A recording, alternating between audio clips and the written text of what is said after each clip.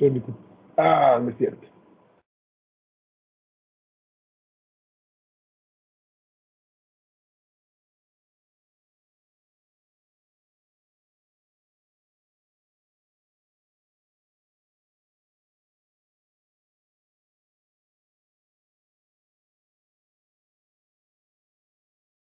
No, no es el sistema. Bueno, muy bien. Bueno, chicos, perdón, es que al parecer hay problemas con la aplicación de asistencia. Entonces, muy bien. Muy bien, chicos, entonces, pues el día de hoy vamos a continuar hablando sobre las estructuras especiales de las bacterias. ¿Verdad? El lunes hablamos un poquito sobre la cápsula, hablamos sobre los ribosomas y hablamos sobre la capacidad que tienen algunas bacterias de producir ciertas toxinas que son capaces pues, de bloquear nuestros ribosomas, y cuando hacen eso pues causan mucho daño porque causan necrosis de la célula afectada, ¿no? El día de hoy pues vamos a hablar de unos organelos ¿cómo se llama? De motilidad. ¿Sí ve la presentación? Sí se ve. Okay, sí, profe. okay, entonces vamos a hablar de esos apéndices de motilidad. Entonces, esencialmente, las bacterias, no todas, pero algunas bacterias vamos a ver que aparte de tener membrana y pared celular, algunas bacterias gram negativas y gram positivas, pues aparte de todas esas estructuras comunes de una bacteria, algunas bacterias tienen proteínas especializadas para moverse en medios líquidos, ya sea dos pelitos en particular, unos pelitos que se llaman cilias, que son pelitos bien cortos, bien chiquitos, que tienen movimiento lateral, como las aletas de un pescado, ¿verdad? De un pez. Y el otro tipo de filamento que tienen las bacterias para moverse es un filamento muy largo, como el que ven allí, y filamento muy largo, pues nosotros le denominamos flagelo, que viene del latín flagellum, que significa látigo. Y este flagelo pues tiene movimiento rotatorio, movimiento circulatorio, más parecido al movimiento de un bote, ¿no? De una lancha. Y esto pues puede causar movimiento hacia adelante o movimiento también hacia atrás. Se puede tirar de la bacteria o puede empujar la bacteria. Y esencialmente, pues estos tipos de movimiento, obviamente, este tipo de movimiento le permite a la bacteria, ¿cómo se llama? Moverse o invadir tejidos. Por ejemplo, un ejemplo de ello, por ejemplo, es el caso del tejido urinario o del aparato urinario, ¿sí? Otro tipo de movimiento, pues le permite, por ejemplo, evadir células fagocíticas, por ejemplo. Entonces, por lo menos por cierto tiempo, pues le va a permitir eso. Y otro movimiento, por ejemplo, le permite buscar alimento, o también le puede permitir a la bacteria evadir o escaparse, por ejemplo, de seno, xenobióticos, o sea, tanto metales pesados como antibióticos. Entonces, estos apéndices de motilidad, pues son muy importantes para las bacterias, y no todas las bacterias tienen estos apéndices, pero aquellas bacterias que tienen estos apéndices, pues son más comúnmente asociados con procesos de enfermedad. ¿Sí? Entonces, ahorita vamos a ver dos escenarios o tres escenarios donde estos ¿cómo se llama? Tipos de medios de locomoción en medios líquidos, pues le permiten a las bacterias invadir y evadir respuestas inmunológicas y esencialmente causar enfermedad. Y por lo tanto, los flagelos se pueden considerar también como factores de virulencia. ¿Sí? ¿Estamos?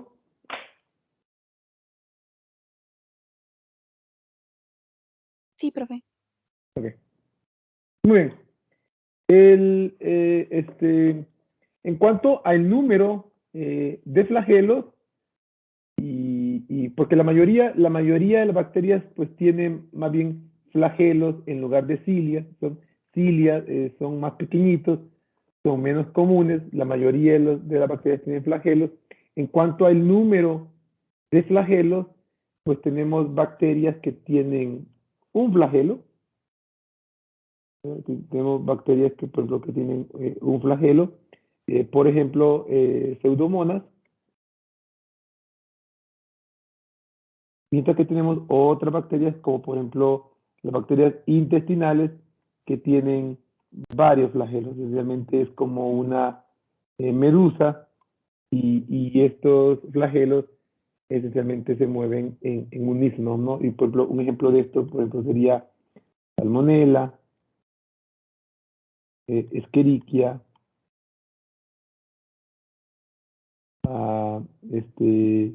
Enterobacter,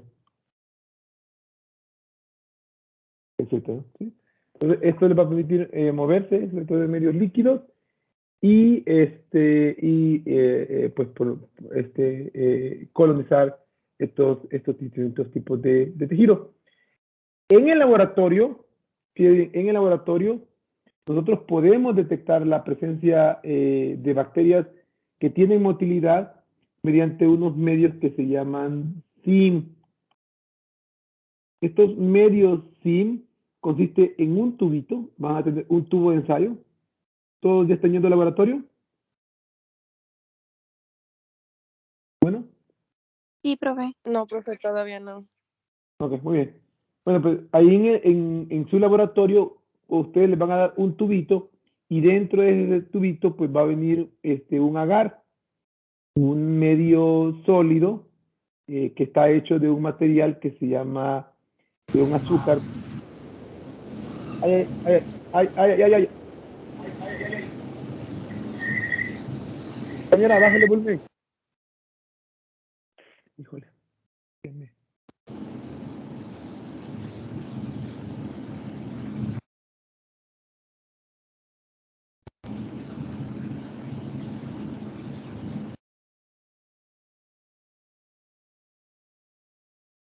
Bueno.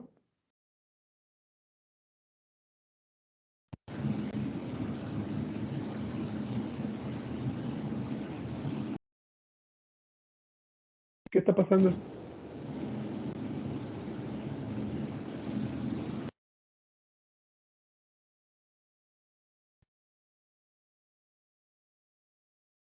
¿Tiene alguna pregunta, Luisa?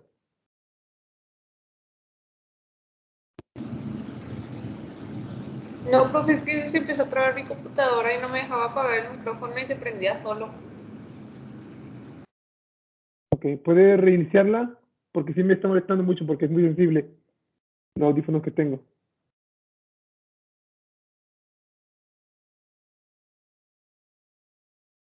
Muy bien. Entonces, mire, estos medios que ustedes van a tener en el laboratorio, pues va a tener una superficie sólida, y que usted va a agarrar, por ejemplo, va a agarrar una placa, va a agarrar una colonia, y esta colonia la va a recoger con un asa estéril, y esa colonia la va a inocular en el centro de este tubito. Entonces, con un alambrito va a ensartar la colonia en el centro ¿cómo se llama? De ese medio que se llama SIM, y este medio de motilidad, y luego si hay bacterias, pues al día siguiente usted va a ver este crecimiento aquí en el centro de esta bacteria. Entonces va a ver que en el canal en donde penetró la bacteria o la colonia, pues hay mucho crecimiento, pero luego va a haber como ramitas laterales. Estas ramitas laterales es lo que nosotros llamamos evidencia de motilidad.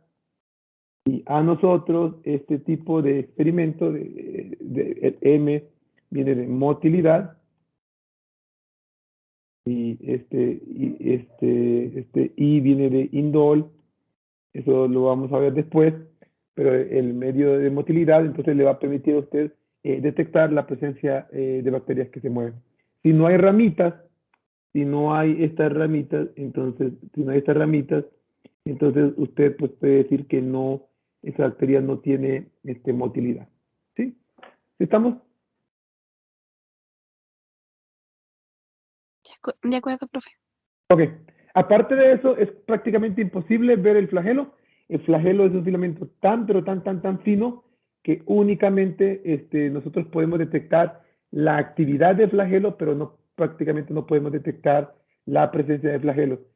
Algunas veces en los vidrios sí se puede detectar, pero esencialmente se ve como una coma, como le decía, se ve como porque el flagelo en la base es como medio más grueso y entonces pues se puede ver así, pero en el resto de las bacterias es prácticamente imposible verlo. ¿Sí? Entonces, los flagelos son estos filamentos están hechos de proteína y la función del flagelo pues le permite moverse en medios líquidos o semilíquidos y la función, en cuanto a funciones, como les decía, pues le permite ir a buscar alimento, le permite ir a buscar oxígeno, le permite escaparse de algún tipo de antibiótico, le permite, ¿cómo se llama?, invadir tejido, le permite evadir ser fagocitado por una célula fagocítica, etcétera, ¿no? Y el filamento en sí, pues consiste de una serie de proteínas, algunas que tienen forma como de un disco o un anillo concéntrico incrustado dentro de la membrana y se encuentra presente tanto bacterias gram positivas como bacterias gram negativas. Algunas de las velocidades que alcanzan bacterias que tienen este tipo de motilidad entre 200 hasta 1000 revoluciones por minuto, ¿verdad? Y como les comentaba, pues es una estructura muy fina, muy delgadita y pues requiere técnicas especializadas para demostrar su presencia en microscopio de luz y en un laboratorio. Esencialmente nosotros tenemos medios de motilidad que nos permiten a nosotros ver este tipo de movimiento. El flagelo, la estructura del flagelo y la estructura de la cilia es muy parecido. La diferencia es que cilias son muchos filamentos, son un montón de filamentos bien cortitos, bien pequeñitos, mientras que el flagelo es un solo filamento largo o varios filamentos largos. Entonces, el flagelo, ¿verdad?, que es la estructura más común en bacterias, pues consiste de este disco concéntrico que está rodeado por unas proteínas que tienen forma como de dedos y este disco está conectado a otro disco y este segundo disco está conectado a un filamento que en forma doblado que se llama el hook o garfio y posteriormente pues tenemos el filamento largo que es el flagelo o látigo, ¿sí? Esta estructura pues se puede encontrar tanto en bacterias gram positivas como en gram negativas. En gram positivas tenemos un solo disco incrustado en la membrana citoplasmática, mientras que en gram negativas tenemos dos discos, uno en la membrana citoplasmático y el otro en la membrana exterior, pero ambos, el segundo disco está conectado a este garfio, que es el que le va a permitir convertir el movimiento en el movimiento rotatorio en un movimiento en forma de látigo. ¿Sí? Les comentaba que nosotros tenemos distintos tipos de bacterias. Existen bacterias que tienen un solo flagelo y este flagelo se encuentra en uno de los polos de la bacteria y a ese tipo de flagelos o de bacterias nosotros los conocemos como monotricos, del latín mono, que significa uno, y trico, que significa pelo. ¿Sí? Y entonces estos tienen un solo flagelo, como pseudomonas, otros tienen dos flagelos opuestos, mientras que otros tienen varios flagelos, como es el caso de todas las bacterias, como se llama, como Spirilium, ¿verdad? Como Helicobacter pylori, mientras que otras bacterias tienen varios flagelos por todos lados, y a estas bacterias nosotros conocemos como peritricos o con flagelos periféricos o laterales, y aquí se encuentran todas las bacterias que habitan el intestino, o la mayoría por lo menos. ¿Sí? Muy bien, en cuanto a la estructura del flagelo, pues la estructura del flagelo tiene tres componentes importantes. Un anillo central que se conoce como la base. El anillo central, o el anillo basal, perdón, este anillo basal se encuentra incrustado dentro de la membrana. Consiste de un complejo de proteínas en forma de un disco, y este disco se encuentra rodeado de unas proteínas en forma como de dedos.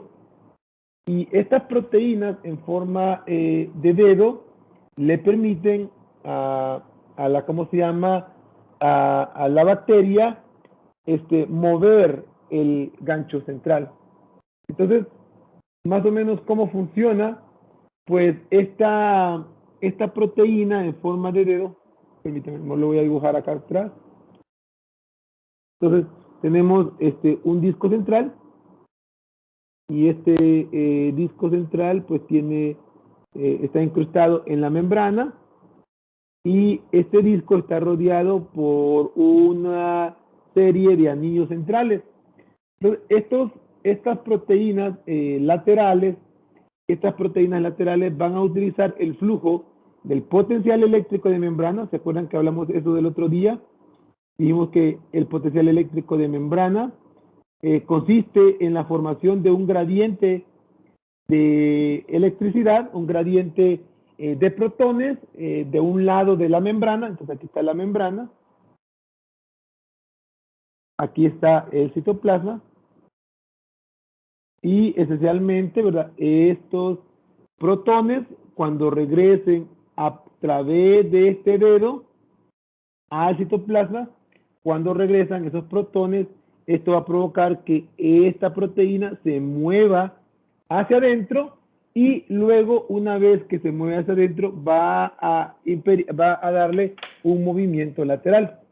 Entonces, imagínense que este rollo de papel higiénico es el disco central, y luego imagínense que mis dedos son estas proteínas laterales.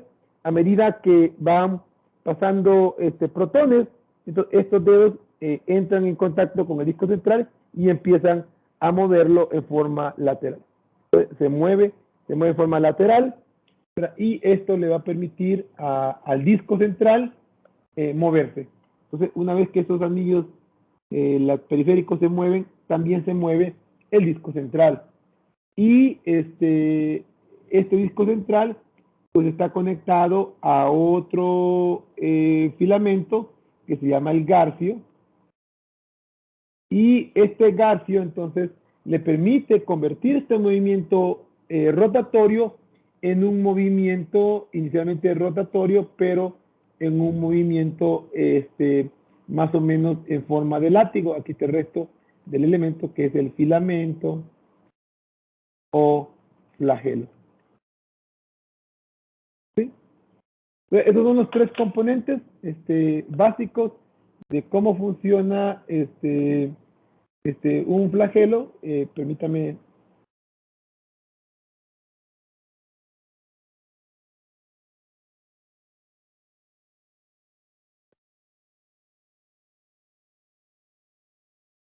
Ok, entonces, permítame, les muestro.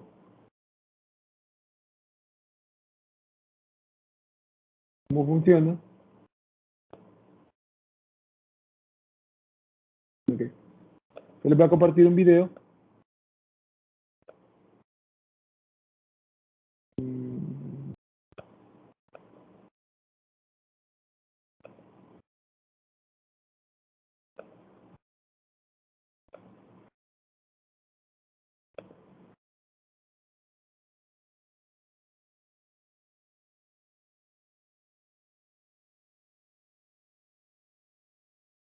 Ok.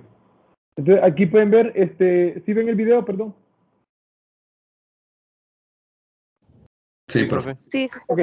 Sí, Aquí ven unas bacterias que están teñidas en un microscopio de campo oscuro. Se ve el cuerpo de la célula y se ve el flagelo que se está moviendo. Note que el movimiento es como una especie de látigo. Es un movimiento muy rotatorio. Pareciera que se están moviendo en forma aleatoria, pero las bacterias pues únicamente se mueven en cierto tipo de proceso. O sea, acá tenemos un tipo de bacteria con flagelos perítricos o periféricos, y luego vemos, entonces ya vemos acá, si nos vamos más en detalle, vemos el filamento largo, este de acá, que es el más externo, que se llama el flagelo, y luego vemos un filamento doblado, que es el garfio. Dentro de la membrana, pues ahí se encuentran esos discos basales de los que les comentaba. El flagelo, pues está formado de múltiples proteínas, cada uno de esos, como granitos, como de maíz, pues cada uno de esos granitos de maíz representa una proteína entera, y luego vemos que estas proteínas están organizadas en forma de cilindro. Ahí está el filamento, flagelo, el garfio, y aquí adentro está este sistema de disco central. Entonces, si hacemos un corte lateral a través de la membrana, pues notamos que hay un sistema de anillos. Note que hay un anillo central y luego hay un anillo lateral, y note que hay unos como puntitos blancos que se están moviendo del periplasma al citoplasma. Y estos puntitos que se están moviendo en realidad son protones, son hidrógenos que no tienen electrones, ¿no? Entonces, estos protones se mueven a través de este anillo, de esta serie de anillos que se llama el anillo estacionario, y estos anillos estacionarios van a provocar el movimiento del anillo central. Entonces, ahí tienen los puntitos, son protones, y estos protones se mueven de un medio de alta concentración a un medio de baja concentración, que es lo que nosotros conocemos como un potencial eléctrico de membrana. Estos protones se mueven a través de estas dos proteínas, que son la proteína de motilidad A y la proteína de motilidad B, que forman esos dedos, estos dedos laterales. Entonces, ahí está más en detalle, ahí están las dos proteínas que forman los dedos, y estos pues tienen aminoácidos que les permiten literalmente provocar cambios conformacionales. Ahí viene un protón, el protón se mueve a través de la proteína A y B, ¿verdad? Provoca, ¿cómo se llama? Cambios en esos aminoácidos, y esos cambios en estos aminoácidos provocan cambios conformacionales en la proteína, y estos cambios conformacionales le permiten a este anillo dar movimiento.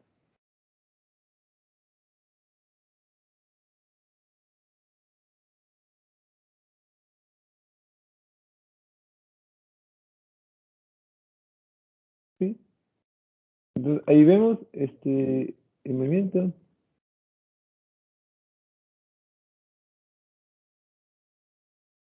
¿Sí? Ahí está el sistema de anillos. Este es el disco central, y el disco central esencialmente convierte el flujo de la energía de los discos laterales o de los discos periféricos en un sistema de movimiento lateral.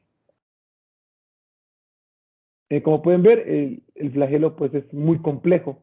Son más o menos entre 50 y 100 distintas proteínas que son las que se forman para producir este flagelo.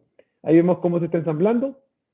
Lo primero que se ensambla es el disco central, y luego a partir de ese disco basal, entonces se va a formar el garfio, y posteriormente se forma este filamento.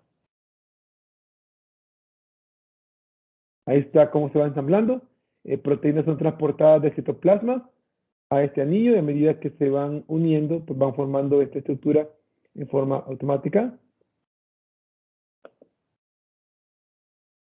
¿Sí? Esta es una bacteria gram negativa, y por lo tanto tiene dos anillos basales.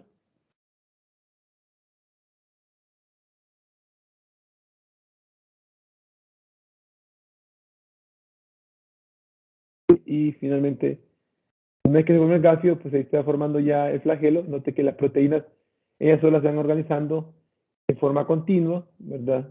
Y estas proteínas, a medida que van saliendo, pues van formando este látigo. Muy bien.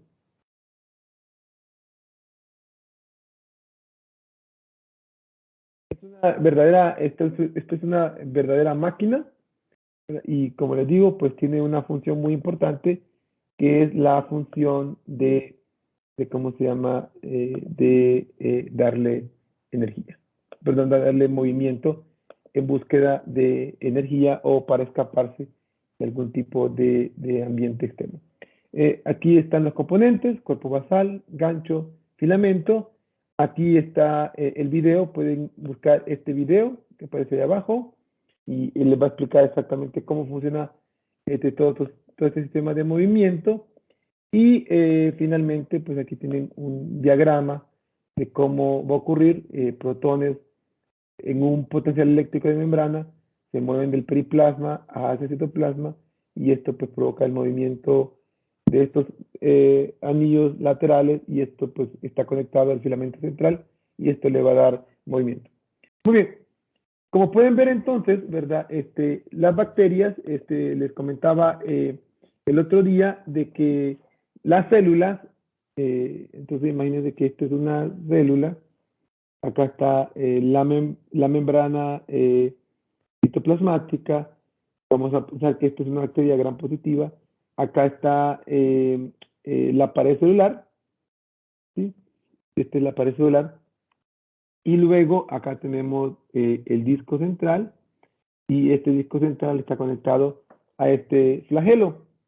Les comentaba de que la célula pues es capaz de convertir los alimentos. Un nutriente lo puede oxidar, es decir, que estos nutrientes cuando entran a la célula pues donan electrones, y estos electrones se mueven a través de la membrana, y estos electrones pues permiten el paso de protones de un lado de la membrana a otro lado de la membrana. Esta diferencia eléctrica en cargas positivas en el periplasma y cargas negativas en el citoplasma, esto es lo que nosotros conocemos como potencial eléctrico de membrana, ¿sí? Y este potencial eléctrico de membranas, pues la célula lo puede utilizar para dos cosas. Lo puede utilizar para producir ATP, o en este caso lo puede utilizar para mover este flagelo.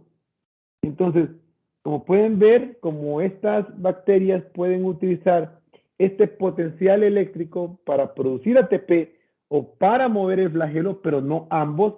Por lo tanto, para nosotros sabemos que mover el flagelo para la bacteria significa un costo energético, ¿sí? Y este costo energético pues es el costo de no producir ATP a partir de un potencial eléctrico de membrana. Y por lo tanto, las bacterias únicamente mueven el flagelo en función a un estímulo. Entonces, solo mueve el flagelo en función a un estímulo. Y este estímulo pues tiene tres naturalezas, ¿verdad? El estímulo que provoca que la bacteria mueva un flagelo, este estímulo puede ser un estímulo químico, puede ser un estímulo de luz, o puede ser un estímulo de aire, oxígeno, ¿no? Dependiendo del tipo de estímulo que provoca que la bacteria mueva el flagelo, nosotros tenemos tres sistemas que llamamos la respuesta de movimiento en función a un estímulo, y a este tipo de respuesta nosotros le conocemos como taxia. Existen, por lo tanto, tres tipos de taxias o tres tipos de respuesta de una bacteria a un estímulo: químico, luz o aire. Dependiendo del tipo de estímulo que provoca al movimiento de la bacteria, le llamamos quimiotaxia. Quimiotaxia, para referirnos a aquellas bacterias que se mueven en función a un gradiente de concentración de algún químico, de algún compuesto químico. Aquellas bacterias que se mueven en función de luz, nosotros les describimos como fototaxia. Taxia viene del latín taxi, que indica movimiento, o en función a un estímulo de aire que nosotros conocemos como aerotaxia. Ahora, ¿a qué me refiero con cómo se llama? Con un estímulo. Imagínense, por ejemplo, ¿verdad? De que aquí tenemos una molécula de nutriente, por ejemplo, aquí está, digamos que hay un nutriente, y este nutriente se está disolviendo en agua. Y este nutriente, entonces, cuando se disuelve en agua, va a formar un gradiente de mayor concentración a menor concentración. Si tenemos una bacteria y esta bacteria percibe la presencia de este nutriente y esta bacteria se mueve hacia la mayor concentración del nutriente, entonces nosotros nos referimos a este movimiento de esta bacteria para buscar alimentos como una quimiotaxia positiva. Es decir, que el estímulo es un compuesto químico, nutrientes, y la bacteria está respondiendo, ¿verdad? Moviéndose hacia el lugar donde hay un mayor gradiente de concentración. ¿Estamos bien?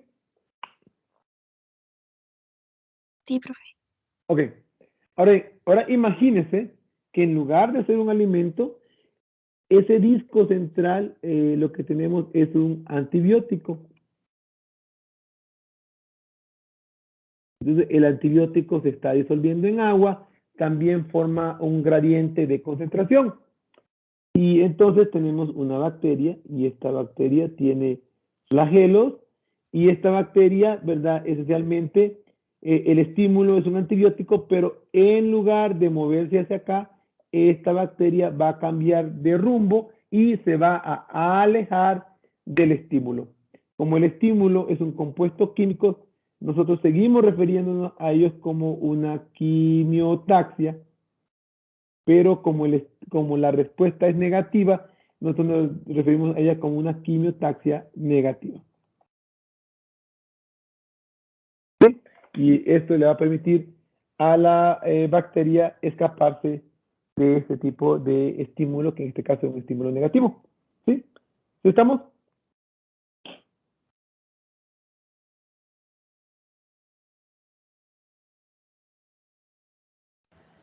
Sí, profe. Sí, profe. Ok, muy bien. Entonces, les comentaba yo que este tipo de movimiento, si la bacteria vive en el ambiente natural, pues no hay ningún tipo de problema. No hay ningún tipo de problema porque ¿cómo se llama? Pues no nos causa ningún tipo de daño a nosotros. Pero el flagelo o la presencia de flagelo es un factor de virulencia, es decir, que su presencia está asociado con ciertos tipos de enfermedades. Hay por lo menos 2 ejemplos en donde nosotros tenemos que el flagelo está asociado directamente con una enfermedad. Un ejemplo de cómo este flagelo representa un factor de virulencia que está asociado con una enfermedad es el caso de Helicobacter pylori.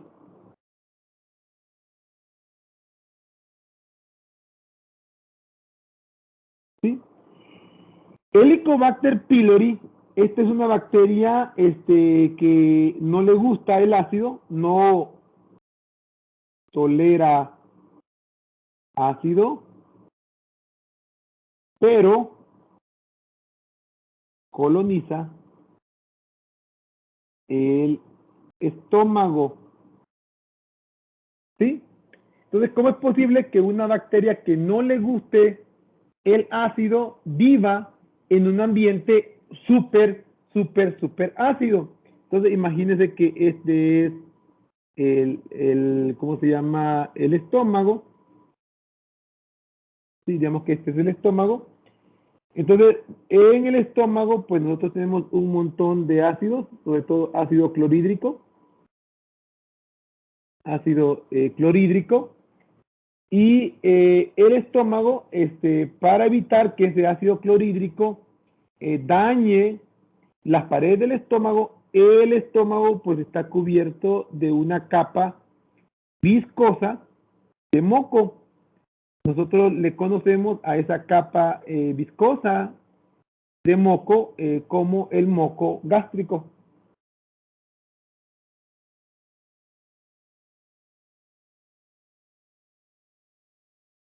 ¿Sí? La función de ese moco gástrico, por lo tanto, es proteger las paredes o el epitelio del estómago de este ácido que nosotros necesitamos para digerir alimentos. ¿Vamos bien? Sí, profe. Sí, Ok. profe. Entonces, ¿cómo es que el flagelo es un factor de virulencia que está asociado con una enfermedad? Entonces, imagínense que yo me contamino con popó y este popó tiene esta bacteria que es Helicobacter pylori. Entonces, esta bacteria que es Helicobacter pylori, ¿verdad?, va a recibir el estímulo que es el ácido clorhídrico, es un estímulo químico, ¿verdad? Y la respuesta es movimiento, entonces le llamamos un quimiotaxia, ¿sí? Pero ¿cómo se llama? ¿Cómo se llama? El Helicobacter pylori va a responder en función a este estímulo, pero en lugar de irse acercando hacia el ácido, esta bacteria se va a alejar y va a buscar, va a penetrar a través del moco gástrico y le va a permitir colonizar las paredes del estómago. Entonces, por lo tanto, nosotros nos referimos a este movimiento como una quimiotaxia negativa. ¿Por qué? Porque se está alejando del estímulo que es el ácido. ¿Sí? ¿Estamos de acuerdo?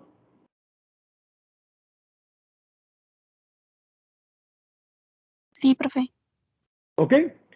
Una vez que la bacteria se encuentre en el fondo, en las paredes, entonces aquí está la pared del estómago, pero aquí está la capa de moco. Esta capa de moco ahora le va a permitir a la bacteria, ¿verdad?, protegerla del ácido clorhídrico. Aquí está el ácido clorhídrico, y luego entonces la bacteria empieza a proliferar, ¿verdad?, a proliferar, y esta bacteria pues causa daño de esta estructura. Esencialmente, poco a poco va a ir afectando el epitelio gástrico,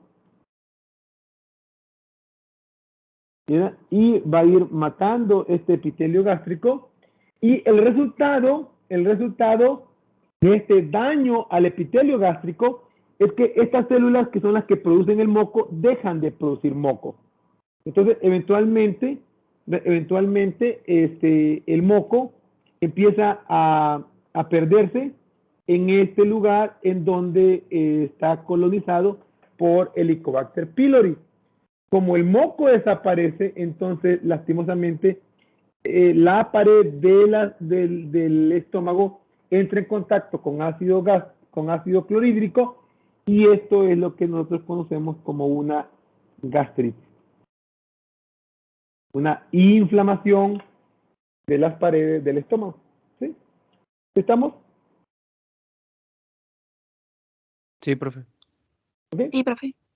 Ok, entonces flagelo es un factor de virulencia que le permite a Helicobacter pylori, ¿verdad?, colonizar las paredes del estómago, y como coloniza las paredes del estómago, produce daño a las paredes del estómago, porque estas células dejan de producir moco, y este moco va a causar una irritación tremenda del estómago, que es lo que nosotros conocemos como gastritis. Vimos en la primera semana que esta gastritis no solamente te causa ese malestar general para comer, sobre todo alimentos que son muy pesados como proteínas, sino que también con el pasar del tiempo, si no se trata, esa gastritis se puede convertir en un cáncer. ¿Sí? ¿Estamos? Sí, profe. Sí, profe. Ok. Profe, ya cuando le dan antibiótico a la persona, esa capa que Ujú. protege al estómago, ¿sí se vuelve a regenerar? A veces no. A veces tarda años en regenerarse. Lo que se le dan es también inhibidores de las bombas de protones, eso lo va a ver en farmacología. Ah, ok. Entonces requiere tratamiento paliativo de los síntomas y también tratamiento de la causa, ¿no?, de la bacteria. Entonces De acuerdo, gracias. lo mejor sería detectarla temprano y tratarla temprano, ¿no?, antes de que produzca todo ese daño. ¿Sí? Gracias, profe. Pues, el otro ejemplo de cómo el flagelo es un factor de virulencia, entonces voy a borrar esta parte de acá. El otro ejemplo de cómo el flagelo es un factor de virulencia es el ejemplo de Helicobacter pylori, ¿cómo se llama? De Escherichia coli. Escherichia coli uropatógena. Esta Escherichia coli uropatógena vive ambiente natural o tejido natural, es el colon o intestino grueso.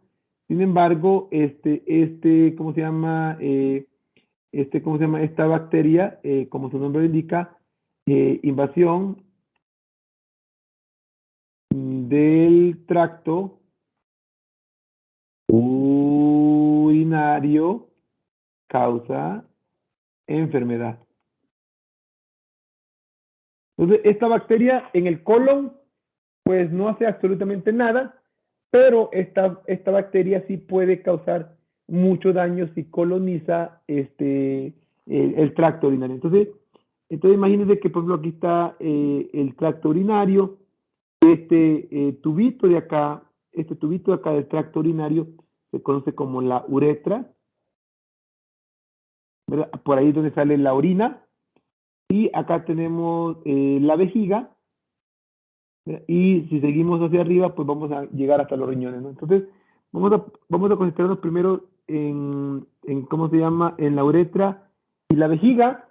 Entonces, normalmente, pues nosotros tenemos pipí, y pipí, pues va a salir en movimiento hacia afuera. La presión con la que sale la pipí, perdón, es que digo de pipí, la pipí o el pipí, la presión con la que sale le permite al, ¿cómo se llama?, al tracto urinario, pues esencialmente limpiar las paredes del tracto urinario. Sin embargo, nosotros sabemos que tenemos una bacteria, entonces esta bacteria normalmente vive en el colon, pero si esta bacteria, digamos que se contamina, esta bacteria en la entrada del tracto urinario, pues esta bacteria, como tiene flagelos, le va a permitir nadar en contra de la presión de la orina hasta que encuentre la vejiga. ¿Por qué lo hace? Porque esta bacteria sabe que aquí hay mucho alimento. Es decir, que esta bacteria está utilizando su flagelo para moverse, para encontrar alimento, y por lo tanto a esto nos referimos como una quimiotaxia positiva o negativa. Positivo. Positiva, ¿no? Está acercándose hacia donde está el alimento. El resultado de que invada la vejiga, entonces que la bacteria empieza a crecer aquí en la vejiga, y esto pues causa una infección urinaria.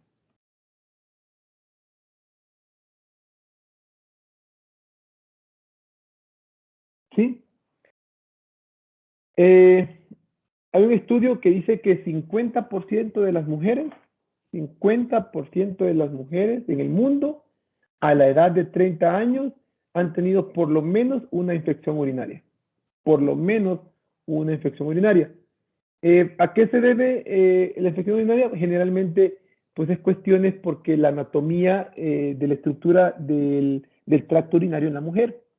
En el hombre, como el tracto urinario sale hasta el pene, entonces eso de cierta forma pues le permite, ¿cómo se llama?, proteger ese tracto urinario. Aparte, la distancia de la entrada de la uretra hasta la vejiga en el hombre es muchísimo más larga que en la mujer.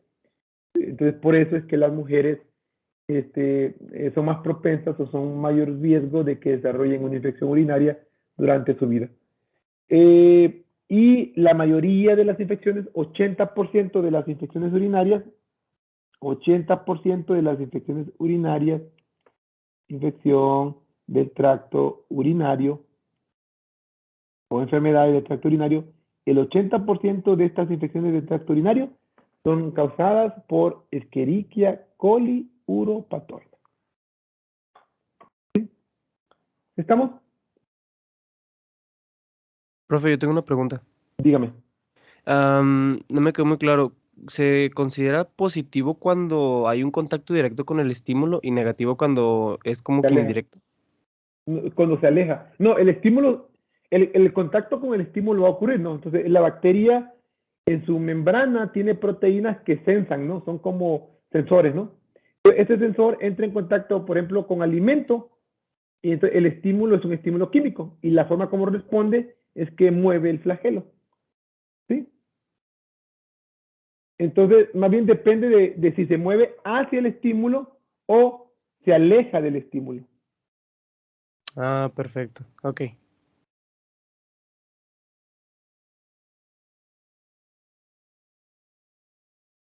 La compañera que le dije que reiniciara su computadora, ¿sí está presente o se salió?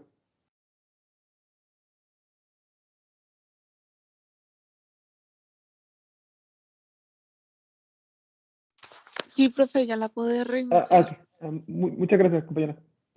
Le agradezco porque sí me estabas molestando los oídos. Muy bien. Entonces, ¿alguna pregunta en cuanto a esto? ¿Sí? ¿Sí? ¿No? No, profe, no por lo pronto, gracias. Muy bien. No todas las bacterias tienen flagelo. Algunas bacterias, como por ejemplo Staphylococcus aureus, Staphylococcus aureus, pues no tiene flagelo, simplemente se mueve por el movimiento del sudor, ¿no? Entonces, por ejemplo, si usted tiene una cortadura, entonces Staphylococcus se va a mover a la herida porque usted suda y está moviendo esa bacteria, ¿no? Entonces, no todas tienen flagelo, pero las que tienen flagelo, algunas sí les permite a ellas producir enfermedad. ¿Sí? Muy bien. Todos los flagelos de los que hemos hablado hasta este momento, el flagelo está separado del cuerpo de la bacteria, entonces nosotros llamamos, aquí está la célula y aquí está los flagelos, sea único o sea múltiples. Todos estos flagelos son exógenos, son exoflagelos, es decir, que están separados del cuerpo de la célula. Existen también otro tipo de bacterias que son las espiroquetas. Y estas espiroquetas, que son las que son como hilitos muy, pero muy finos, no tienen exoflagelo, sino que tienen, está aquí el cuerpo de la bacteria. ¿Sí? Este es el cuerpo de la bacteria. Y luego el flagelo, en lugar de desprenderse del cuerpo de del flagelo, tiene un motor acá y luego tiene este filamento que se mueve alrededor del cuerpo de la bacteria. Entonces, acá tenemos una espiroqueta y este flagelo que está pegado al cuerpo de la célula, nosotros nos referimos a él como un endoflagelo. Este endoflagelo es exclusivo de esta espiroqueta. De las espiroquetas que nosotros tenemos que preocuparnos mucho es Treponema pallidum, agente causal de la enfermedad de sífilis. ¿cómo funciona este flagelo? Pues funciona idéntico que los demás flagelos, excepto que el movimiento no es de propulsión ni de impulsión, sino que el movimiento es un movimiento circular de todo el cuerpo de la bacteria. ¿Sí? Toda la bacteria se va a mover en una forma sincronizada en forma de un trépano o taladro. Y de ahí el nombre de treponema, de trépano o taladro, ¿verdad? Y este endoflagelo pues le va a permitir a esta bacteria colonizar y causar muchísimo daño. ¿Sí? ¿Estamos?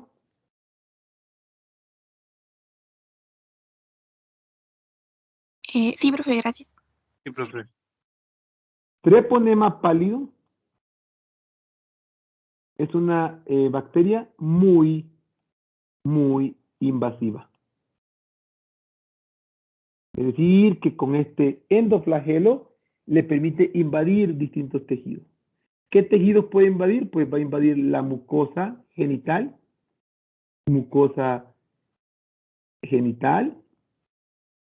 pero también le permite invadir la linfa, el sistema linfático, y de la linfa se puede mover a la piel, y de la linfa se puede mover a la cabeza, y causa destrucción de los tejidos de la cabeza, o se puede mover al cerebro, en donde causa neurosífilis o retrasos mentales provocados por sífilis, y de la linfa, el más peligroso es el movimiento a partir de la linfa a el feto en mujeres embarazadas. Y esta capacidad de invadir el feto en una mujer embarazada pues puede causar dos cosas, puede causar un aborto o puede causar defectos en el bebé. Defectos anatómicos en el bebé. Entonces, treponema pallidum es una infección pero muy delicada. Lo peor de todo es que la infección con treponema pallidum produce estos chancros, y estos chancros generalmente no son dolorosos. Y como no duele, la gente pues no busca atención médica, ¿sí?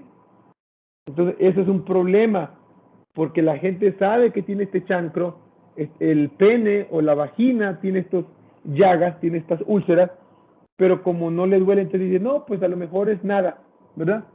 El problema es que una vez que invade el tejido, y esta bacteria, como les digo, es como un taladro, penetra esta mucosa, penetra esta llaga, y luego se distribuye por todo el cuerpo. Entonces, el efecto de una invasión con sífilis, pues son todos estos efectos que les voy a mostrar ahorita acá. Permítanme. Sífilis secundario. Sí, pero entonces les voy a compartir los síntomas de sífilis. Entonces, la primera infección con la bacteria, ¿verdad? Es lo que nosotros conocemos como sífilis. Entonces, acá le voy a poner sífilis primaria. Sífilis primaria es la presencia de estas llagas, perdón que lo ponga así, pero ahí está. Aquí ven una llaga en el pene, ¿sí? ¿Estamos? O como estoy acá. Pero aquí está el glande y pues se ve acá esa llaga, ¿no? Aquí está en el ano o en el pene, ¿sí? Muy bien. Esa es la sífilis primaria, esa es la enfermedad geniturinal, ¿no? Pero luego tenemos sífilis secundaria, es que la bacteria invade el cuerpo y provoca estas llagas, sobre todo en la mano. Acá vemos cómo se llama manifestaciones cutáneas de sífilis, ¿verdad? ¿Cómo se llama? Esas ronchas por todo el cuerpo, pero el más importante son estas ronchas que ocurren en la mano, ¿sí? O en el pie. Esto nosotros lo conocemos como sífilis secundaria, ¿sí? Otros órganos que también pueden ser afectados es la boca, y aquí vemos el paladar, o ¿cómo se llama? El labio, la mano, el cuerpo, ¿no? ¿Sí? ¿Estamos? Sí, profe. Sí, profe. Y luego tenemos sífilis terciaria, goma. Esta es destrucción de capilares. Entonces, ya es cuando la bacteria invade estos tejidos y, como pueden ver aquí, destruye completamente los capilares. Entonces, les quería mostrar de la nariz. Entonces, ellas son necrosis de la nariz, ¿verdad? Como pueden ver acá, ¿verdad? Daño completamente por toda la cara, y lo peor es la invasión del cerebro, neurosífilis. ¿Sí? Y aquí pueden ver, pues, destrucción del cerebro, y esta destrucción del cerebro, ¿verdad? Pues es lo que causan estos problemas, ¿no? Dice que los síntomas de neurosífilis, pues, es disminución de la agudeza visual, trastornos motores, es decir, pérdida de capacidad de movimiento y pérdida de coordinación. Y finalmente, la otra grave es la sífilis gestacionaria o gestacional, y es cuando la bacteria pasa de la sangre de la mamá, ¿verdad?, a el feto en desarrollo, y dependiendo del órgano que ataque la bacteria, pues va a ser los síntomas del daño de él. Entonces acá tenemos bajo peso de masa, ¿cómo se llama? Piel completamente escaldada, necrótica, daños en la boca, daños en los pies. Todos esos son síntomas de neurosífilis. ¿Sí? ¿Estamos? Sí, profe. ¿Ok? Entonces, nuestro pequeño taladro es un taladro que hay que tenerle mucho cuidado. Es una enfermedad que antes producía mucha muerte, ya no, porque esta bacteria se puede eliminar con penicilina. Entonces, 3 dosis de penicilina inyectada son suficientes para eliminar a esta bacteria. ¿Sí? ¿Estamos?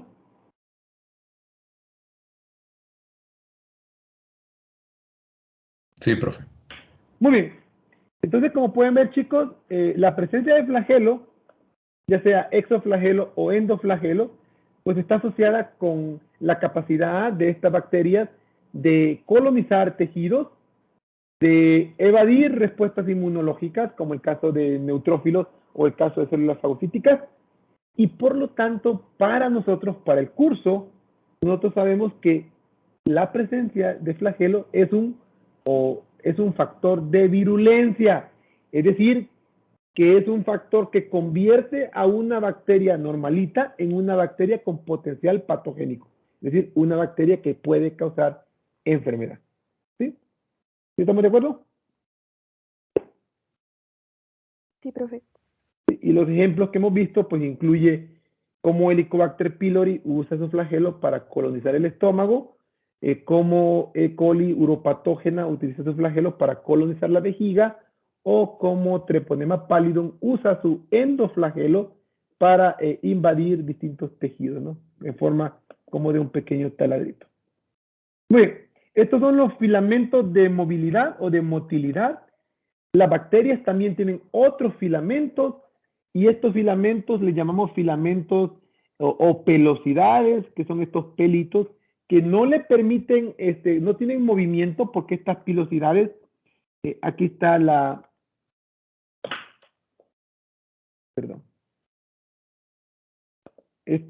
Acá tenemos la membrana citoplasmática. Entonces aquí tenemos la membrana citoplasmática, tenemos la pared celular, ¿sí? Y estos pelitos también son filamentos que están hechos de proteína, nacen de la membrana intracelular, ¿sí? Entonces tienen estos pelitos de la membrana intracelular, pero estos pelitos no tienen movimiento, ¿sí?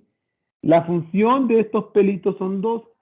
Existen unos pelitos que tienen unas proteínas en la terminación del filamento que se llama una proteína que se llama adhesina. Estos filamentos que tienen esa molécula que se llama adhesina, como su nombre le indica, su función es adherirse, o sea, colonizar un tejido específico. ¿Sí? ¿Estamos? Sí, profe. Ok.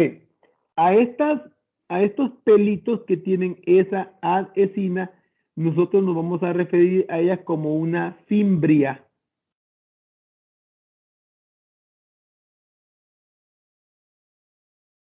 ¿Sí? Existen, sí, ese es más o menos, ¿cómo se llama ese pelito? Entonces, la función de la fibria es adherirse a una superficie o colonizar un tejido. El otro tipo de filamento es un filamento hueco. Entonces, este es un filamento hueco. Y este filamento hueco pues sale desde la membrana citoplasmática y la función de este filamento es el intercambio de material genético entre bacterias. Intercambio de información genética entre bacterias.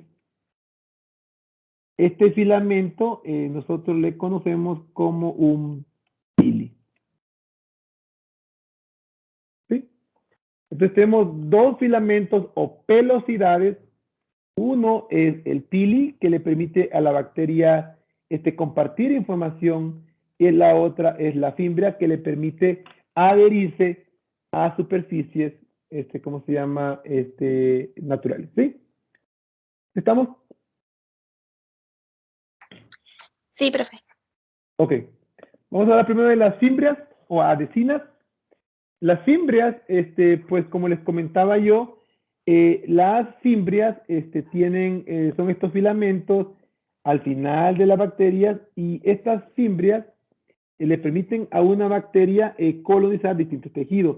Por ejemplo, tenemos acá Escherichia coli, este es Escherichia coli, y esta Escherichia coli, digamos que tiene una fimbria en forma de cuadrito. Esta bacteria o esta presencia de estas fimbrias le permite a Escherichia coli invadir el intestino. Este es un intestino. Entonces, esta fimbria pues tiene afinidad por alguna molécula que se encuentra en las paredes del intestino, y esta bacteria que coloniza el intestino y que comienza a proliferar y que produce enfermedad, a esta bacteria nosotros le conocemos como Escherichia coli enteropatógena. ¿Sí? ¿Estamos? Escherichia. ¿Sí? ¿Estamos?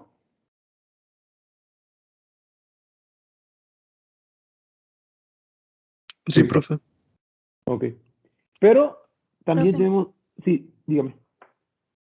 Cuando se refieren a enterotóxica y a enteropatógena, quiere decir lo mismo, ¿verdad? Y enterotóxica significa que libera la toxina de la chiga, que tiene una toxina. Y enteropatógena es una que tiene fimbrias que le permiten colonizar el intestino. Ok. Gracias, profe. Pero bien, existe relacionado con la pregunta de la compañera, resulta que existe otra bacteria de coli. Es idéntica a este coli. Esta bacteria también tiene flagelos, tiene todo eso, pero en su parte de las fimbrias, esta bacteria tiene otro tipo de adhesina. En lugar de cuadritos que le permiten colonizar el intestino, estas bolitas de acá le permiten colonizar, por ejemplo, la vejiga, o el tracto urinario. ¿Sí? Esta Escherichia coli que le permite colonizar, que tiene fibras que le permiten colonizar el tracto urinario, nosotros conocemos a ella como Escherichia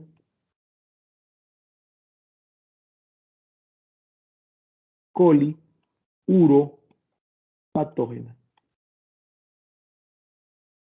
¿Sí? ¿Estamos? Sí, profe. Disculpe, ¿Sí? profe. Dígame. El prefijo entero significa intestino. Intestino, ajá. Sí. Sí, hay un montón de prefijos, chicos, que ustedes tiene que aprender en microbiología. Por ejemplo, el prefijo hepato significa Hígado. hígado. Ajá. Neuro, Cerebro. cerebro. Rino, Nariz. nariz. Faringo, Garganta. Garganta. faringe, recuerda que también tenemos faringe y laringe, ¿no? Entonces, faringo y laringo. Neumo, Pulmones. pulmones. Pulmones. Ajá. Bronco, Bronquios. Bronquios. bronquio. Colo,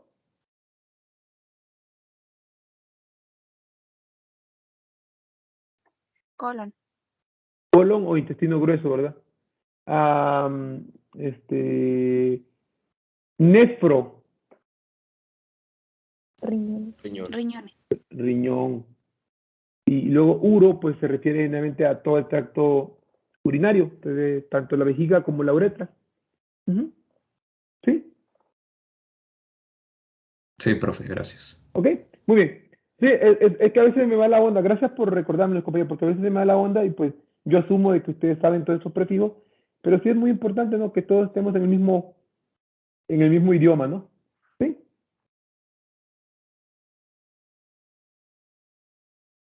¿Estamos? Bueno, miren, chicos, entonces el punto aquí es comentarles de que esta bacteria de acá y esta bacteria de acá son idénticas, excepto en una diferencia, que esta tiene fimbrias para el intestino y esta tiene fimbrias para la vejiga o para la uretra. Entonces, las fimbrias o adhesinas son factores de virulencia. Y estos son factores de virulencia porque les permite a la bacteria colonizar estos distintos tejidos. ¿Sí? ¿Estamos? Sí, profe, gracias. Sí, profe. Y ejemplos de esos pues son las cepas de gonorrea, que les permiten colonizar las mucosas genitales o la garganta, y las cepas uropatógenas que le permiten colonizar a Escherichia coli, que es una bacteria del colon, es una bacteria intestinal, pero que no produce enfermedad en el intestino. A ella le permite que cuando colonice ¿cómo se llama? La uretra o la vejiga o el riñón, pues le va a causar enfermedad. ¿Sí? Entonces, por lo tanto, fimbrias son factores de virulencia. ¿Sí? Entonces, aquí vamos a hablar, entonces, ¿cuál es la diferencia entre una Escherichia coli normal o sana y una Escherichia coli que cause diarrea? Bueno, pues el Escherichia coli que causa diarrea tiene que tener un factor de virulencia. Y en la mayoría de los casos, este factor de virulencia es la presencia de esta fibra. ¿Sí? ¿Estamos? Sí, profe. ¿Ok? Muy bien.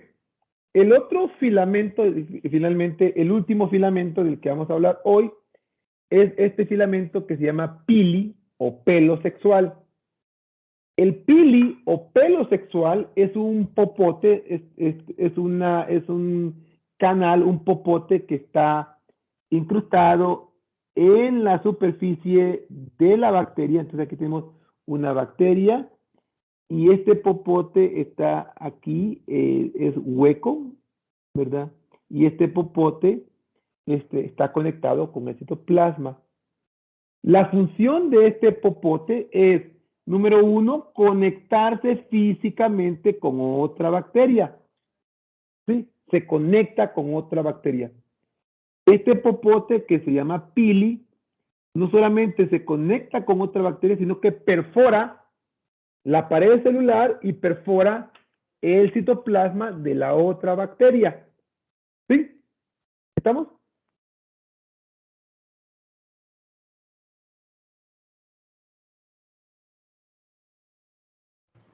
Sí, profe. Profe, ¿puede repetir eso, por favor? Ok. La función de este pili, entonces lo voy a ¿cómo se llama? A hacer aquí.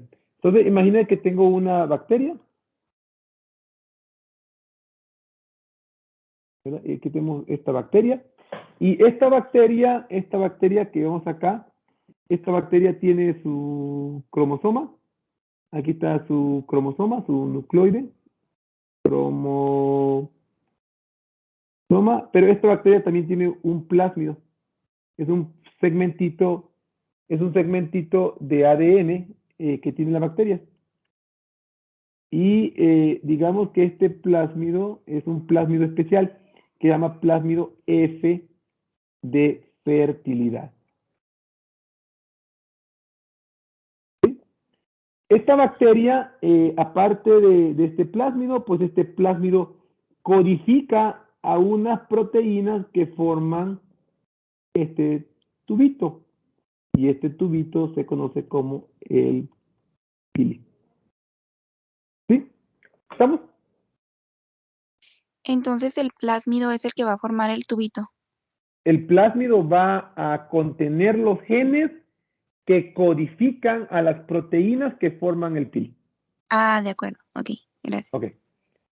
La primera función de ese pili es esencialmente conectarse con una bacteria. Entonces, había una bacteria, digamos que había una bacteria acá, y esta bacteria está acá, esta bacteria tiene también su cromosoma, y el pili esencialmente va a crecer, a crecer, a crecer, hasta que encuentra y perfora la membrana de esta segunda bacteria. ¿Sí? ¿Estamos? ¿Vamos bien? Sí, profe, gracias. Ok. Para este proceso nosotros le conocemos como el proceso de la conjugación. De la conjugación se le conoce también como transferencia de plásmido mediada por un pili. ¿Sí? ¿Estamos? La función de ese popote esencialmente es compartir este plásmido a través de este popote para que llegue a la siguiente bacteria. ¿Sí? ¿Estamos?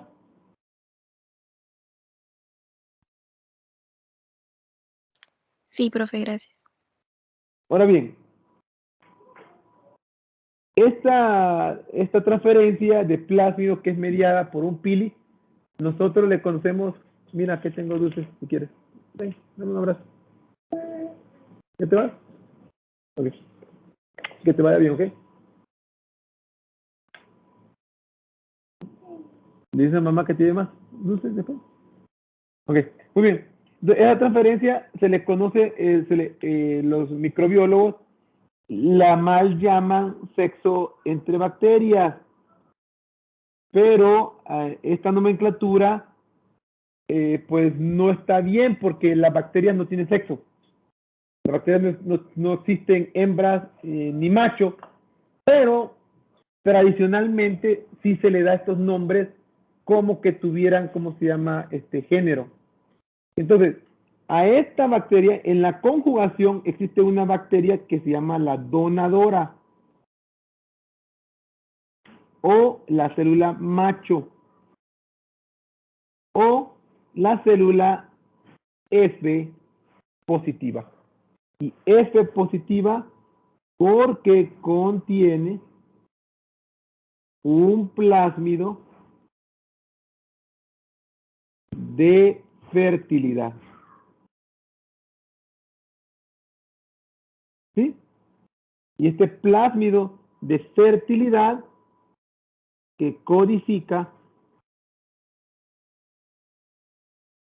genes para síntesis de pili y más genes de resistencia a antibióticos.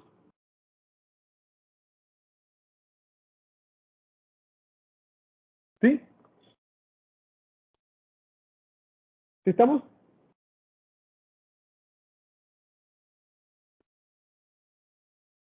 Sí, profe. Sí, profe, gracias. Sí, profe. Ok. A la célula que recibe la información, esta es una célula que llamamos receptora. O hembra. Y esta bacteria tiene que ser una F negativa, es decir, no tiene plásmido F.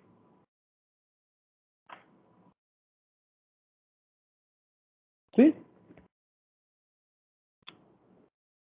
Profe, entonces el pili es una estructura que generan en el momento en el que va a ocurrir la transferencia, ¿no es fijo? Exactamente. Ah, ok. Exactamente. ¿Qué bacterias tienen plásmido F? Casi el 99% son bacterias gram negativas.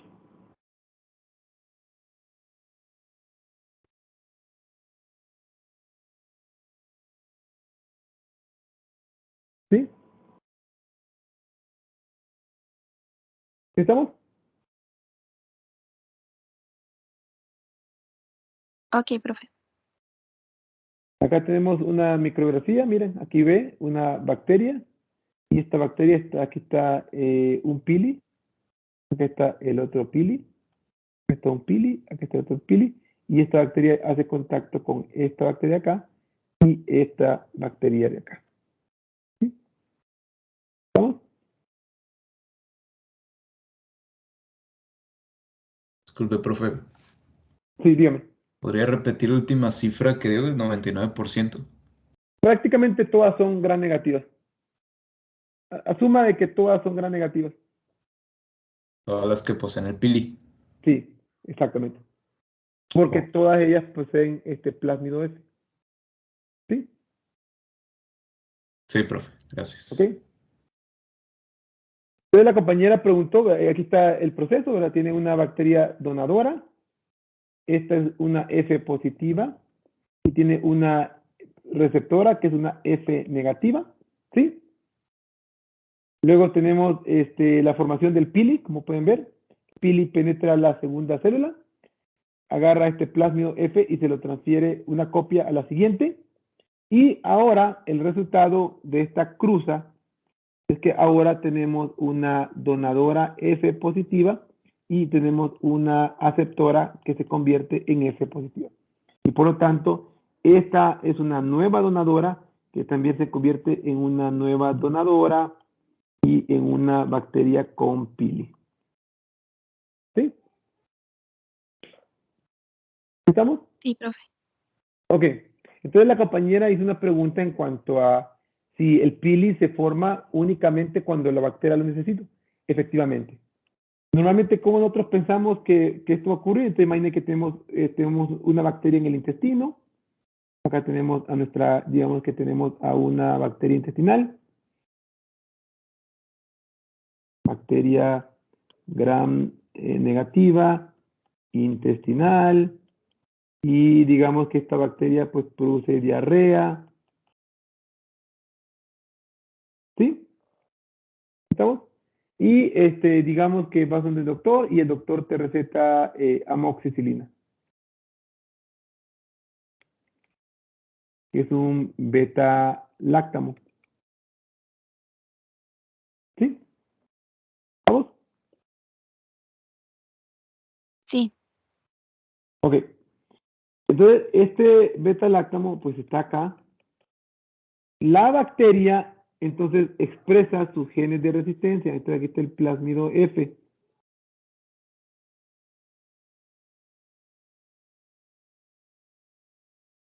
¿Sí?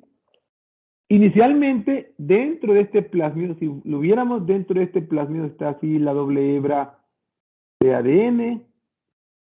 Entonces, hay una parte acá, un segmento de acá, que produce, digamos, una enzima que se llama beta-lactamasa. Y esta beta-lactamasa es una enzima que digiere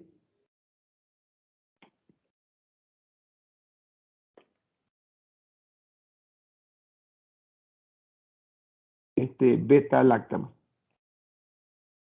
Esencialmente agarra un beta-láctamo, ¿se acuerdan de la estructura de un beta-láctamo? Esta es la estructura de un beta-láctamo.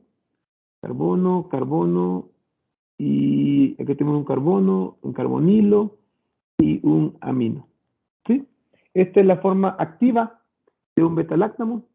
Esta es la forma activa. Y esencialmente la beta-lactamasa,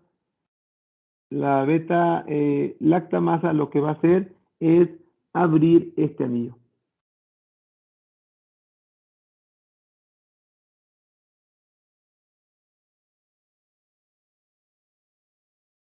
¿Sí? ¿Estamos? Y esta es la forma inactiva. ¿Sí? ¿Estamos? de acuerdo, profe. Ok. Entonces, esta bacteria produce beta-lactamasa. ¿Sí? Y esta beta-lactamasa pues va a tratar de eliminar a ¿cómo se llama? A esta amoxicilina. ¿Sí? Pero ¿qué pasa? O sea, ¿qué pasa ahora si la cantidad de amoxicilina es demasiado alta? Entonces, ¿qué es lo que puede hacer la bacteria? En lugar de estar produciendo tanta beta-lactamasa a ella, entonces le conviene más sacar sus otros genes y estos genes que produzcan este tubo. ¿Sí? Y penetrar una segunda bacteria, que antes esta es una bacteria F negativa, sensible a amoxicilina,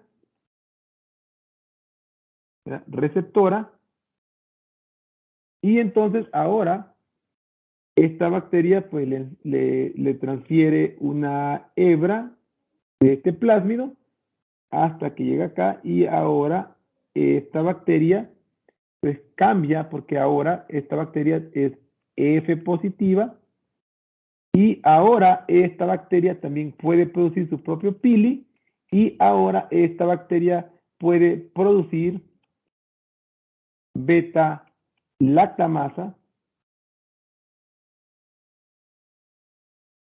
y esta lactamasa le permite resistencia a antibióticos. ¿Sí? ¿Estamos?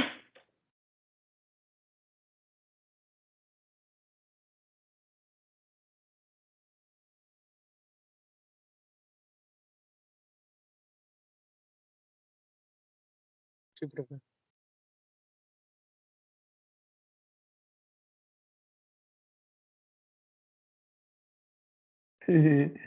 ¿Sí?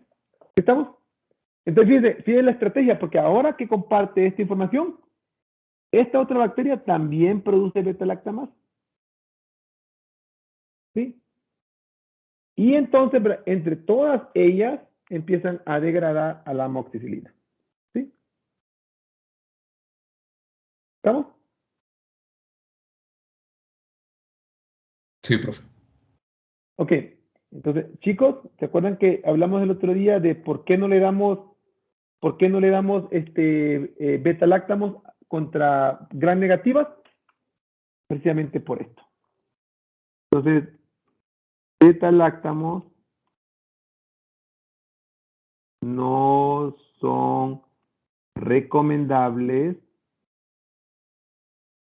para tratamiento de infecciones con gram negativas, y la razón principal es, número uno, que estas bacterias son resistentes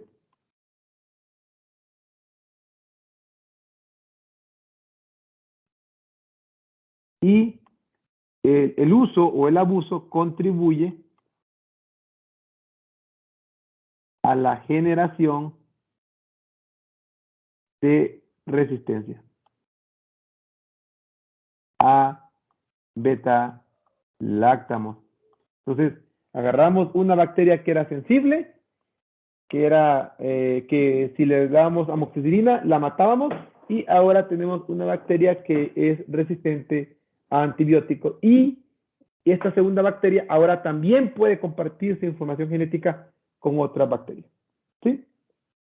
Entonces, el problema de esto, entonces, es que, ¿cómo se llama? Nosotros no damos esto porque esto contribuye al desarrollo de resistencia. ¿Sí? ¿Estamos? Profe, Sí, dígame. no dije que sí. Ah, ok. Entonces, usted dirá, entonces, que se muere el paciente que tiene una diarrea. No, lo mantenemos hidratado, y en el caso de ser un adulto, pues le podemos dar un medicamento como ciprofloxacino. De todo eso vamos a hablar en el tercer parcial, de la farmacología de una infección. Pero a lo que yo hoy venía, mi punto es que, ¿cómo se llama? De que nosotros pues no damos amoxicilinas o ampicilinas o betaláctamos en una infección gastrointestinal. La razón para ello es que normalmente las infecciones gastrointestinales son ocasionadas por bacterias gram negativas, y la mayoría o muchísimas bacterias gram negativas tienen pili y tienen este plásmido de fertilidad que también les confiere resistencia contra antibióticos. Y entonces ahora vamos a tener unas cuantas bacterias que son resistentes, y en cuestión de tiempo vamos a tener un montonón de bacterias que son resistentes. ¿Sí? ¿Estamos?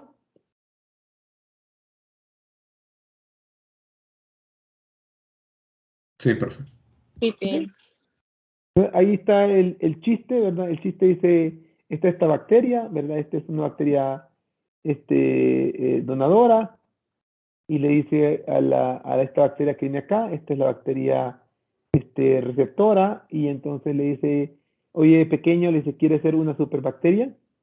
Inserta esto y le da un segmento de ADN, y ni siquiera la penicilina te hará daño, ¿no? ¿Sí? Lo que no sabe esta bacteria es que la tienen que piliar, ¿verdad? La tienen que, ¿cómo se llama? Esencialmente cambiarle su material genético, ¿no? ¿Sí? ¿Estamos? Profe, Sí, pero porque, bueno, a la hora de dar este antibiótico, Ajá. tiene que haber la existencia de las otras bacterias que tengan el Ajá. plásmido para que Y sinteticen ya, el pilis, ¿verdad? y ya están, compañera. En su intestino hay una enorme cantidad de bacterias que tienen pili. Lo, Ah, ok. lo que pasa, compañera, es que armar ese pili es un costo energético, ¿eh? O sea, las bacterias no van a compartir ese plásmido así nomás, ¿verdad? Tienen que sentir la presión, ¿no? Y la presión es cuando usted consume ese antibiótico. ¿Sí? Ok, ok. Gracias, profe. Sí, o sea, no crea que las bacterias es que, ay, qué buena gente esta bacteria, ¿no? No, esta bacteria anda huyendo a la penicilina, ¿no? Y se da cuenta de que ella sola no la va a armar. Entonces dice, ¿sabes qué? En lugar de que yo esté produciendo una enzima que degrada la penicilina, mejor te lo comparto a ti, y tú también produces la misma enzima para que todos juntos degrademos la penicilina. Es el comportamiento ecológico de la bacteria. De acuerdo, profe, gracias. Ok, muy bien. Entonces, finalmente, pues hemos hablado de plásmidos, Profe. ¿verdad? Dígame. Ah, no, perdón. Dí- Que dígame, entonces dígame. no todas las bacterias como que nacen con el pili, solo... No todas. Ok. Pero hay muchísimas bacterias gram negativas que ya tienen pili. Ahora bien, si yo agarro una muestra de popó de alguien que raramente utiliza antibiótico, digamos que una bacteria de 10.000 tiene pili y tiene el plasmido S. Una de 10.000. ¿Sí? Pero si yo agarro popó de una persona que utiliza mucho antibiótico, que todo el tiempo está teniendo antibióticos, la proporción, en lugar de ser 1 en 10.000, la proporción puede ser 1 en 1.000, ¿no? O 1 en 100. ¿Sí?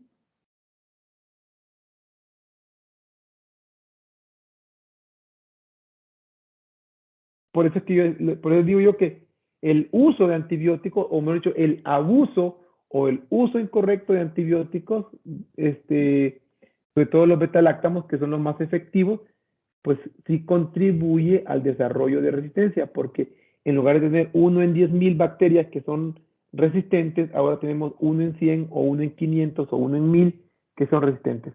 Entonces, eso sí contribuye al desarrollo de resistencia, ¿sí? Por eso es que pues nosotros vamos a aprender a cómo dispensar o cómo manejar correctamente estos antibióticos. ¿Sí? Sí, profe, gracias. ¿Ok? Una de las consecuencias, chicos, porque lo van a ver, una de las consecuencias de gente que consume muchos antibióticos es que tiene diarreas más frecuentes. ¿Sí? Continuamente está teniendo diarrea. ¿Sí? Entonces, nosotros en el tercer parcial, pues vamos a ver estrategias de cómo esta persona puede recuperar, de poco a poco puede ir recuperando su, ¿cómo se llama? Su flora natural, sana, con bacterias que no sean virulentas, con bacterias que sean buenas. ¿Sí? ¿Sí? Muy bien. Entonces, finalmente, hablamos del plásmido, y pues el plásmido es un fragmentito circular de ADN que se encuentra en el citoplasma de las bacterias. Vimos el lunes que toda bacteria tiene un cromosoma, que este cromosoma pues se encuentra compacto dentro del citoplasma en un lugar que nosotros le llamamos el nucleoide. Pero aparte de eso, pues tiene estos circulitos, y estos circulitos pues son plásmidos, ¿no? Los plásmidos, a diferencia del cromosoma que es 1, los plásmidos sí pueden ser más de 1. De hecho, hay bacterias que pueden tener hasta 500 plásmidos. La importancia de los plásmidos, como les comentaba ahorita, es que estos plásmidos contienen genes de resistencia a antibióticos. Un ejemplo de estos genes es genes que codifica a la enzima beta-lactamasa. ¿Sí? Es un ejemplo de cómo estos plásmidos pueden convertir a esta bacteria que es resistente a un beta-láctamo, y cómo esta bacteria pues puede convertir a otra bacteria desensible a resistente mediante el proceso de conjugación. ¿Sí? ¿Estamos bien? Sí, profe. Sí, profe. Algunos plásmidos aparte contienen toxinas, ¿verdad? Plásmidos que contienen toxinas, como por ejemplo el plásmido del tétano. Hay un plásmido que contiene la toxina del tétano. Y variaciones fenotípicas, o sea, por ejemplo, tenemos dos bacterias. Esta es una bacteria que es resistente y esta es una bacteria que es sensible a antibióticos, por ejemplo, a beta-láctamos. Estas diferencias generalmente se tienden a que esta tiene plásmido y esta no tiene plásmido, ¿sí? Entonces, por lo tanto, los plásmidos también constituyen factores de virulencia, sobre todo en bacterias gram negativas. ¿sí? Y recuerden que existe un plásmido que se llama el plásmido F, que es un plásmido que aparte de conferirle resistencia a antibióticos a la bacteria, este plásmido también codifica una proteína que produce ese pili. Y por lo tanto, los plásmidos también participan en la evolución y el desarrollo de la capacidad de bacterias para conjugar y para producir enfermedades, ¿sí? Y por lo tanto, los plásmidos, los pilis, los flagelos, los fimbrias, todos esos elementos que hemos visto el día de hoy, todos estos elementos se llaman o constituyen factores de virulencia. ¿Sí? ¿Estamos? Disculpe, profe, Sí, dígame. ¿cuál es la diferencia fundamental entre un plásmido y el Ajá. cromosoma Ah, bacteriano? que el cromosoma es una sola hebra grandotototota. Mm, Entonces, por ejemplo, el cromosoma es una hebra, lo voy a dibujar así, es una grandotota.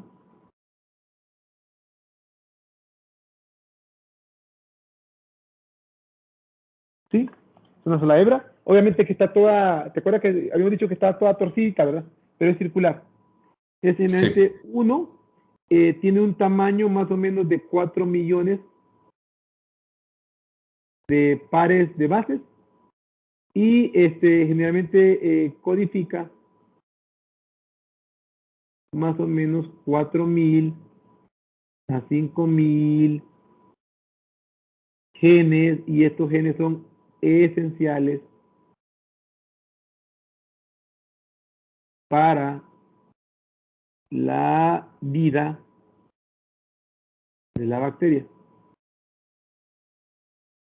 ¿Sí? ¿Estamos?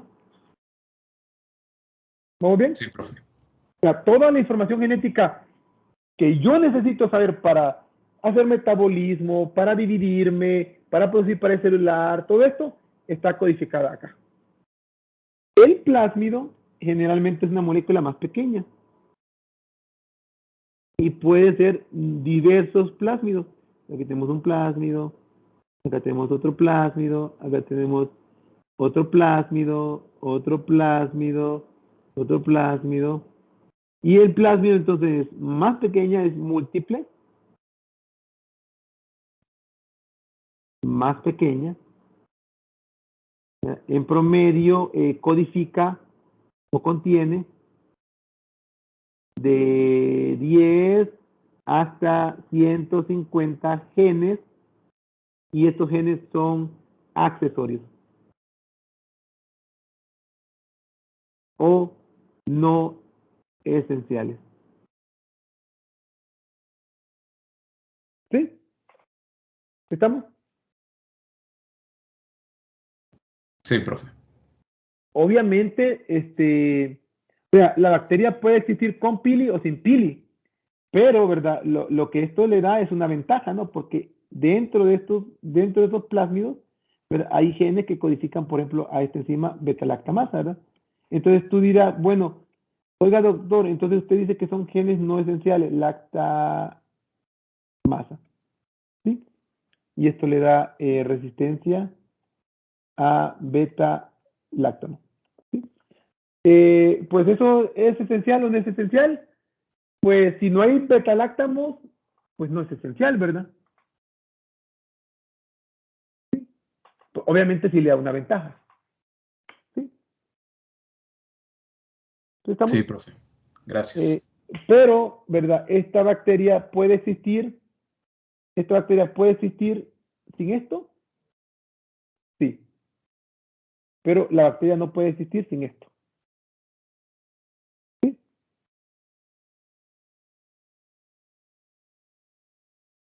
¿Estamos? Sí, profe. Muy buena pregunta, compañero. Son las cosas que, pues, a veces se me olvida mencionarlos, pero pues ahí es donde ustedes pues pueden ayudarme a la clase, ¿no? Para que pues vayan entendiendo, ¿verdad? Cómo es que todas estas cosas pues le permiten a las bacterias causar enfermedad y a nosotros nos permiten distinguir bacterias. ¿Estamos? Muy bien. En los laboratorios, por ejemplo, yo soy biólogo molecular, Y nosotros en los laboratorios, cuando queremos producir proteínas recombinantes, entonces lo que hacemos es que agarramos genes de una proteína que yo quiero expresar y lo pego dentro de un plásmido. Y luego agarro este plásmido y se lo introduzco a una bacteria de Escherichia coli. Y luego entonces lo que yo hago es que para seleccionar aquellas bacterias que adquieren el plásmido, entonces yo lo que hago es que agarro las bacterias y las plaqueo o las siembro en un agar que tiene el antibiótico, por ejemplo, que tiene ampicilina o que tiene amoxicilina, y entonces en ese antibiótico, en esa placa, únicamente las bacterias que tienen el plásmido son las que pueden crecer en un agar con ampicilina. ¿Sí? Y entonces de esa forma pues nosotros podemos seleccionarlo y podemos expresar proteínas. ¿Sí? Muy padre. ¿Sí? ¿Estamos? Sí, profe, muy interesante. Sí, muy padre. Cuando tengan la oportunidad, chicos, si a usted le interesa todo esto de ¿cómo se llama? De biología molecular, de microbiología, de factores de virulencia, de trabajar con enzimas bacterianas y todo eso, pues, si usted tiene interés, pues, más adelante, cuando empiecen a hacer tesis, pues búsquenme con tiempo, o si no, otros doctores que yo les recomiendo, que es muy bueno, ¿verdad? Excelente científico es el doctor Ángel Díaz, ¿no? Y si pueden tomar clases con él da bioquímica, es una clase chida, muy chida, ¿eh? Muy chida. Muy brillante, tiene una mente muy brillante y es un excelente experimentador.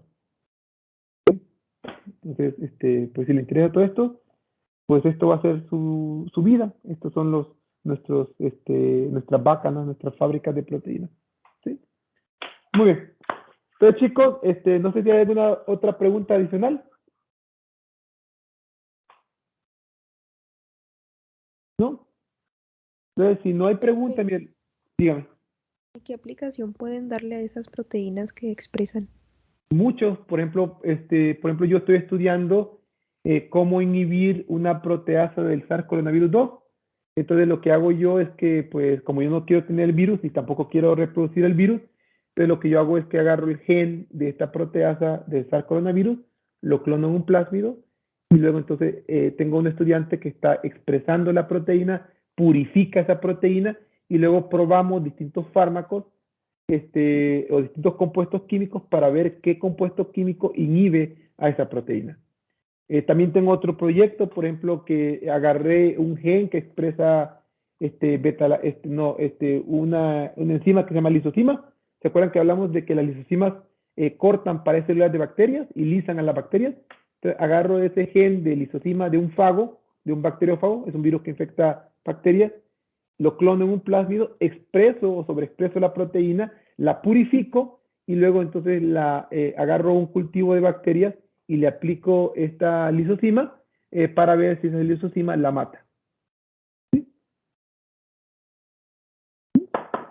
¿Estamos?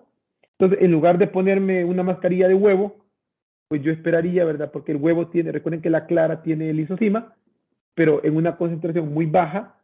Entonces lo que nosotros nos estamos tratando de hacer es, como se llama, nuevas plataformas para controlar infecciones bacterianas utilizando proteínas recombinando que expresamos en bacterias.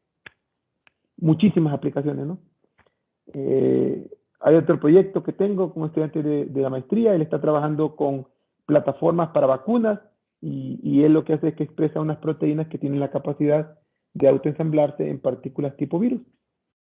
¿Sí? Muchas cosas. Muy bien, chicos. ¿Alguna otra pregunta? ¿No? Muy bien. Entonces, si no hay más preguntas, chicos, lo vamos a dejar por el día de hoy allí. El lunes, chicos, les recuerdo que vamos a ver esporas y toxinas. Y luego les recuerdo que el próximo miércoles tenemos el primer examen parcial.